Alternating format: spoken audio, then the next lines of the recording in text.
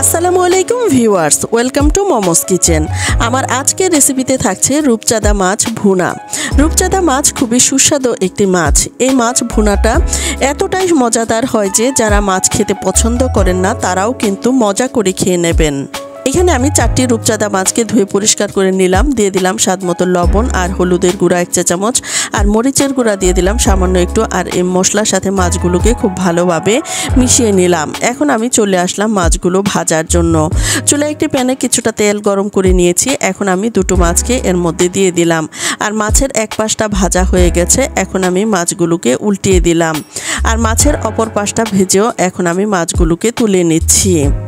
আর একইভাবে আমি সবগুলো মাছকে ভেজে নিলাম। এখন চুলায় একটি প্যান বসিয়ে এর মধ্যে কিছুটা তেল দিয়ে দিলাম। আর দিয়ে দিলাম হাফ কাপ মতো পেঁয়াজ কুচি। আর পেঁয়াজগুলোকেও কিছুটা নরম করে ভেজে নিলাম। দিয়ে দিলাম স্বাদমতো লবণ আর 1 চা চামচ পরিমাণ আদা পেস্ট। আর দিয়ে দিলাম 1 চা চামচ পরিমাণ রসুন পেস্ট।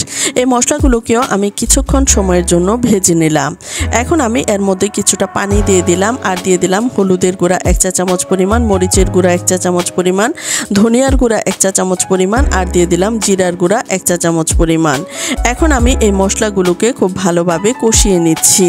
আর কষিয়ে নেওয়ার জন্য এখানে আমি আরও কিছুটা পানি দিয়ে দিলাম। আর দুটো টমেটোকে আমি লম্বা কুচি করে দিয়ে দিলাম।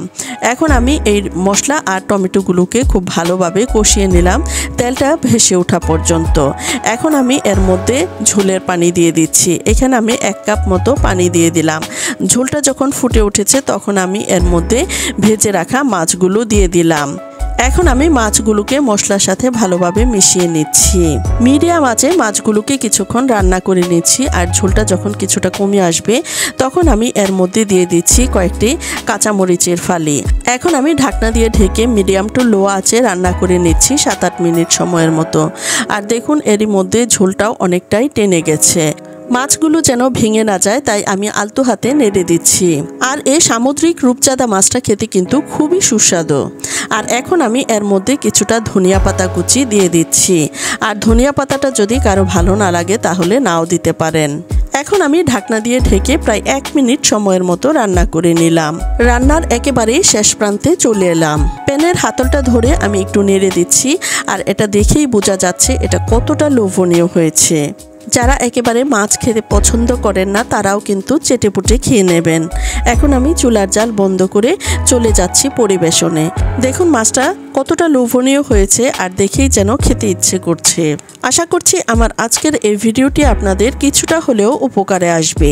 ভিডিওটি ভালো লাগলে চ্যানেলটি সাবস্ক্রাইব করে পাশে থাকবেন। আজ এ পর্যন্তই। আল্লাহ হাফেজ।